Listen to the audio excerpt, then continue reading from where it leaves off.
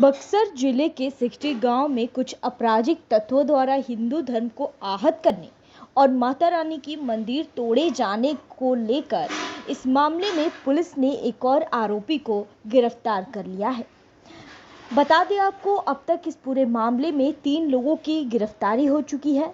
दरअसल 2 लोगों को पुलिस ने पहले ही गिरफ्तार कर लिया था, लेकिन एक आरोपी अभी भी पुलिस की गिरफ्त से फरार चल रहा था, जिसको पुलिस ने आज गिरफ्तार कर लिया है। वहीं पहले से गिरफ्तार 2 आरोपियों को बक्सर सेंट्रल जेल भेज दिया गया है। जी हाँ, तो चलिए अब शुरुआत से आपको बताते हैं कि इस मामले ने आखिर कहां से तूल पकड़ा था। आज के समय में देवी देवताओं की मूर्ति तोड़ी जा रही है। जी हाँ, यह मामला बक्सर जिले के सिकटी गांव से सामने आया था, जहां हिंदू धर्मों की भावनाओं को ठेस पहुंचाया जा रहा था। बिहार के बक्सर जिला में एक सिकटी गांव है, जहां पर मां दुर्गा, मां काली की मंदिर है, जिसको कुछ आपराधिक तत्वों ने तोड़ दिया था। जहां नवरात्रि की धूम चल रही थी, इस कड़ी में एक ऐसा मामला सामने आया जिससे हिंदुओं में काफी रोष देखने को मिला। बात ने इतना तुल पकड़ लिया कि हिंदू और मुस्लिम के बीच एक बार फिर से आपसी दुश्मनी देखने को मिली। इस घटना के बाद अब यह सवाल उठने लगा कि आखिर कब तक हिंदू और मुसलमान की ये बैर खत्म होगी और आपस में कब तक ये ऐसे ही लड़ते रहेंगे। कब तक एक दूसरे को धर्म के नाम पर धिक्कारते रहेंगे, कब तक हिंसा करते रहेंगे और कब तक एक दूसरे को मारते रहेंगे। आखिर कब ये हिंसा रुकेगी और ये लोग कौन हैं जो एक दूसरे से लड़ाई झगड़ा करते हैं। क्या धर्मों में यही सिखाया जाता है कि एक दूसरे को मारा पीटा जाए, मंदिर मस्जिद तोड़े जाए? क्या यही धर्म का प्रचार करने का तरीका है, या खुद को सच्चा हिंदू या सच्चा मुसलमान कहने का?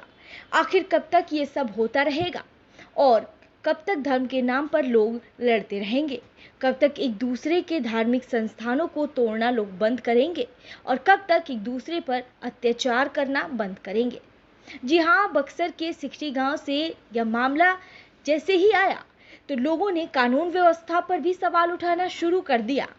देवी देवताओं की मंदिरों को तोड़ा जा रहा था, जिससे हिंदू धर्म की भावनाओं को ठेस पहुंच रही थी।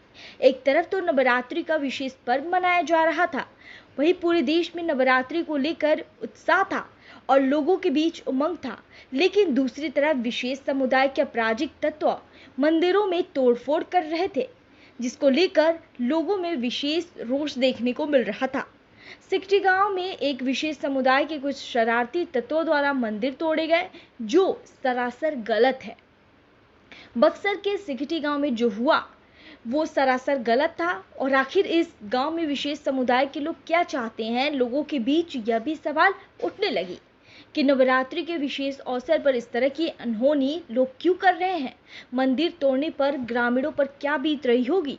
यह भी लोग सोचने पर मजबूर हो गए थे। वहीं इस पूरे मामले को लेकर अब सवाल सरकार और प्रशासन पर भी उठने लगी थी कि क्या एक बार फिर से बिहार में जंगल राज की शुरुआत हो गई है?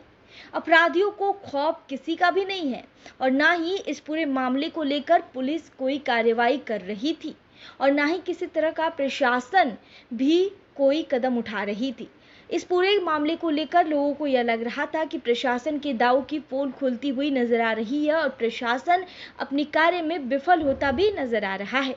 एक तरफ तो यह सवाल सुशासन बाबू पर भी लागू हो रहा था कि दूसरे ओर बिहार में हिंदुओं के धर्म को ठेस पहुंचाई जा रही है। लगातार एक के बाद एक तमाम सवाल लोग सरकार पर और प्रशासन पर उठा रहे थे कि आखिर जंगल राज में अपराधी ऐसे घूम रहे हैं, लेकिन पुलिस हाथ पर हाथ रखकर बैठी है। वही मामला बक्सर के सिकटी का जब आया तो जहां एक विशेष समुदाय के कुछ लोगों ने मंदिर में तोड़फोड़ की थी और बाद में उन्हें पागल करार दिया। आखिर वो इंसान पागल ही था तो मंदिर की तोड़फोड़ ही क्यों करा? सवाल यह भी था।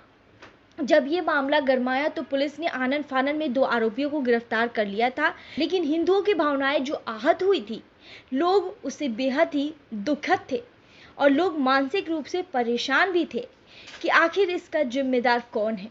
तो इस पूरे मामले को लेकर पुलिस ने आज एक और गिरफ्तारी कर ली है। बता दें आपको कि 2 लोगों की गिरफ्तारी होने के बाद आज एक और आरोपी की गिरफ्तारी हो चुकी है और पहले से जिन 2 आरोपियों की गिरफ्तारी हो गई है, उन्हें बक्सर सेंट्रल जेल में भेज दिया गया है। अब आखिर देखते हैं कि आने वाले समय में इस पूरे मामले को लेकर प्रशासन और कितनी सख्त रुख अपनाती है।